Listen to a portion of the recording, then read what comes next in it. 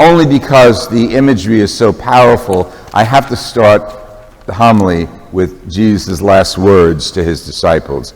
I mean, really, that's pretty gross early in the morning. Hands cut off, eyes cut off, feet cut off, and all that. First of all, Gehenna. Gehenna, see, everything in the scriptures has like a ton of meaning. Nothing is just simple face value.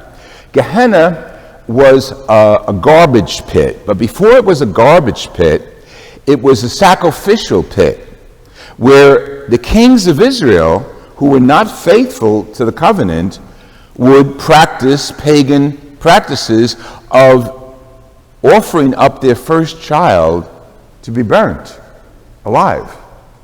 So when they got their act together and realized this is really pagan stuff, they withdrew from that area. It's called Gehenna. It has other names in Hebrew. And eventually it just became a garbage pit. So the fire was still associated with it because people would bring their junk and fire and throw it there and burn it up, and it would always stink and it'd always be filled with worms that would never die. That's why Jesus. So Jesus is saying, if a part of your body causes you to sin, get rid of it and throw it in Gehenna. Better you should be in heaven maimed. Okay, that's the Gehenna piece. There's another gross piece of scripture I have to talk about too, of course. That's James, and he's so funny. You gotta, if you haven't read the book of James, the letter of James, you got to do it. It's short, sweet, and it's right to the point. And James makes no bones about it. And he's talking to the rich people who are selfish, not just rich people who are selfish. And he says, now, rich people, weep and wail over your miseries. Everything you have is going to be rotted away. And it's all going to be destroyed. You lived on earth in luxury? Now you're going to watch as those you mocked and took advantage of live, and you'll be condemned, and you'll watch them live. Okay, so that's their lessons. The real lessons of today, both in Numbers and in the Gospel, I guess Book of Numbers, real quick. Book of Numbers is one of the 5 books of what we call the Pentateuch, first 5 books of what we call the Torah, the very, very sacred Jewish law. And Book of Numbers started out to be numbers, tribes being counted, who's part of what tribe. That's why the number 70 is very important, because there were 70 leaders, 70 elders, and so on. So the book of Numbers started out that way. But as it goes on, the book of Numbers shows how the mission of Moses spread. And Moses, according to the scriptures, had a direct contact with God. God spoke to him. I don't know if it was like we're speaking or through his heart. I wasn't there, but he spoke to God and God spoke back to him. So God says, I want my people to flourish. So I want leaders in the community to come up, like Eucharistic ministers, like music ministers, like lectors. I want my people to get involved. That's how far back this goes, your involvement in church. And God says to Moses, bring 72 elders into the tent, and I'll put my spirit on them. So they go, but there's 2 guys that are missing, Eldad and Medad, and they're out there someplace else. So they missed the spirit. Now this is key. They missed God's spirit in the tent. But yet, where they were, the Spirit of God got to them. And they were inspired to preach and to teach and to help the people in the name of the covenant bond that they had with God. And this made people jealous. I have one answer to that. My grandmother Rosalie would say, Giulazia mangilochi. You don't know what that means. Got a bunch of Americanas here, huh? Okay, jealousy eats one's eyes out. She would say that when Michael, my brother, had more than I did, and I said, I want, kids, how they wane and go on. And Michael would say, I want what he had. No. Eat what you got. Giulazia mangilochi. Jealousy will eat your eyes out. The green-eyed monster. Okay, so the jealousy of the special ones, the chosen ones, is expressed here because two who weren't in the tent, they weren't the right place at the right time, are doing God's work as well. They're spreading God's hope. They're spreading God's joy. But they weren't given the right authority according to the people who received the authority. Now, this has a lot to say about the church, the hierarchy, your role as lay people in the church, but we're not going to go there. That's a whole nother lesson. It's mirrored in the gospel when Jesus says to his people that, we just heard it, we're all able to drive out demons in your name, Jesus, which means in your name we could heal. Don't forget, the demons were not the devil necessarily, it's illness.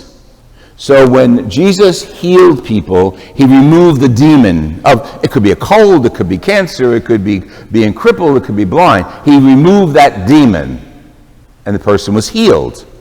That's why Jesus heals and forgives. The words are the same. Healing and salvation are the same. So he says your faith saves you very often when he heals people, because healing and being one with God and salvation is the same. Okay, so the apostles come back to Jesus and say, Jesus, there's people out there healing in your name, doing good deeds in your name. So we should stop them, right? Jealousy jealousy eats your eyes out. And Jesus even says that. Not in Italian. He says probably in Aramaic. Are you jealous? Are you jealous that they're doing good work? Put it in English. Are you jealous that they're doing good work? Are you jealous that they're doing God's work? If anybody does God's work, he's with me. See, Jesus isn't narrow-minded. He's not the Jew from Nazareth. He's God incarnate as a man, but he's God. He sees the whole picture. And people who do good. And all good comes from God. So people who are doing good, even though they might not be Catholic, they may not even be Christian, are still doing good. Now, sometimes we see their success, and sometimes the secular press makes a big deal out of that, which is, somewhat tongue-in-cheek appropriate, that people, ordinary people, no religious affiliation, are doing good. You'll see a little special on TV about a kid who desires to save books for needy kids in the school system, and he sets up a little stand. People donate books. He gets these books and gives them. Well, that makes it a big deal because this good kid is doing something for the poor. But he's not Catholic. He's not doing it as part of his religious education program, although we should be doing that anyway. But he's doing good. Anybody who does good, anybody who gives you a glass of water in my name is good. And he's doing it to me. So Jesus opens the mind of his apostles, I hope, to become universal, opens our minds to spread the joy and hope that we have. Now, how do we do it? Well, we know how we don't do it. James is always there to tell us how not to do it. Don't hoard what you possess, whether it's gold, silver, or faith. Don't hoard it as if you are the only one who's received this gift of faith from God. Spread it. Don't store it up. Spread it out. Don't forget, those who harvest the fields are crying out. There are people out there who need you. They may not be Catholic. They may be immigrants. They may be Afghans, the current enemy of the people. We have them periodically. Different national groups are our, quote, enemies.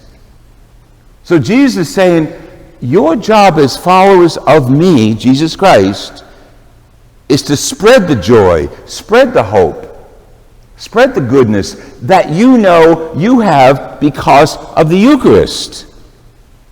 We have, it's beyond imagination. I know you do it every week, and it's regular. Some people come every day. But when we receive the body of, let me put it this way.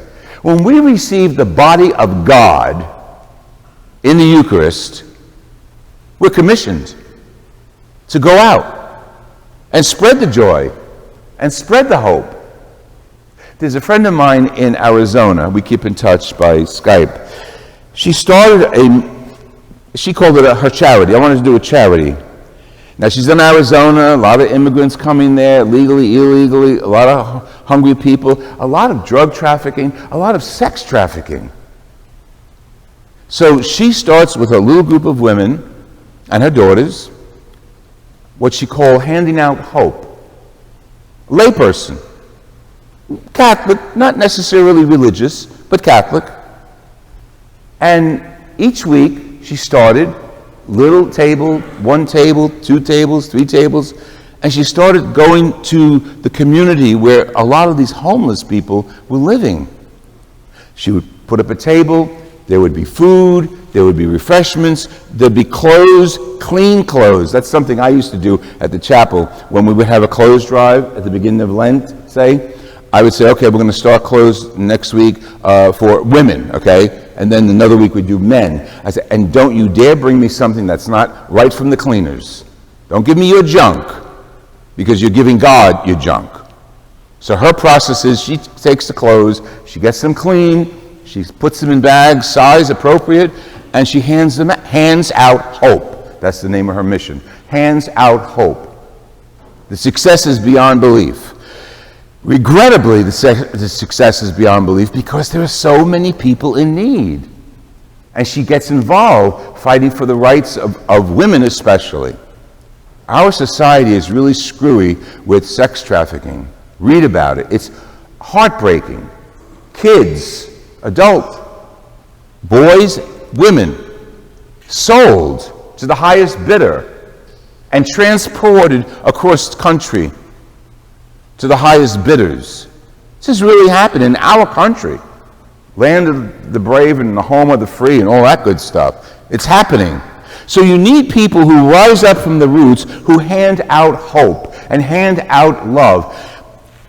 And we look at that and we say, yes, of course, that's our mission by Jesus Christ's own mandate, to hand out hope.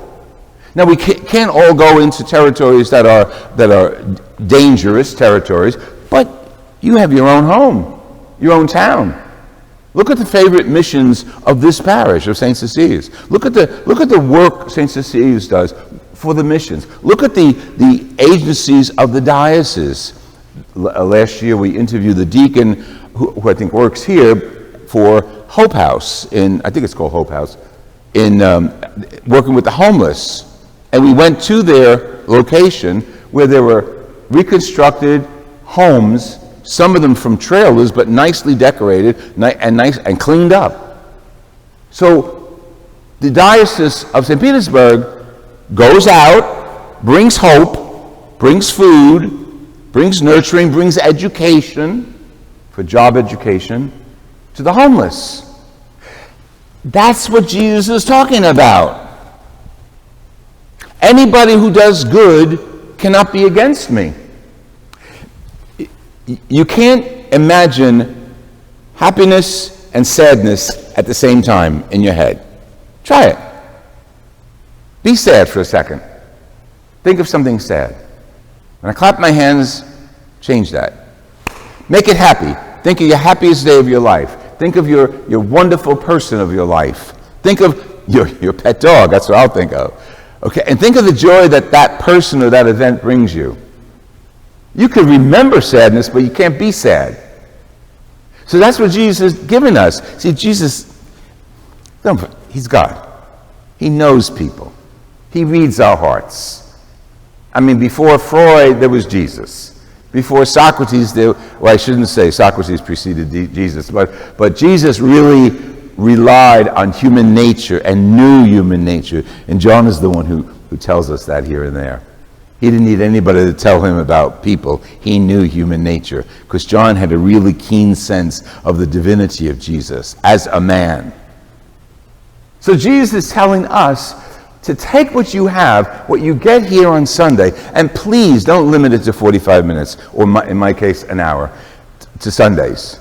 Take the joy, take the hope, take the body of God with you as you ingest it to your neighborhood, to your families, to the neighbor next door, people that you wouldn't think of giving a hand to, or giving a smile to. It's that basic. Jesus says water, a cup of water. You couldn't get anything more ordinary than a cup of water. And yet, a cup of water could get us into heaven. And jealousy manjilok, you don't forget, jealousy eats people's eyes. Oh, he's doing this, oh, he has this. Well, Jesus has an answer to that. Pluck the eye out of your head. If you're jealous of somebody else and missing your own joy, pluck the eye out of your head. Don't do that, please. We'll have too many blind people. So go back and reform. We can all reform and follow Jesus. Jesus gives us hope, and he asks us to share hope. Jesus gives us joy and knowledge of God, and he asks us to share that with your children, with the elderly, with our politicians, with our neighbors. One step at a time. Doesn't matter what the step is. One step at a time. You couldn't get more ordinary than a glass of water. You couldn't get more ordinary than something good. That's all he said. Do something good. Jesus invites us to hand out goodness, to hand out hope, to hand out faith. Because as you hand it out, it develops greater within us.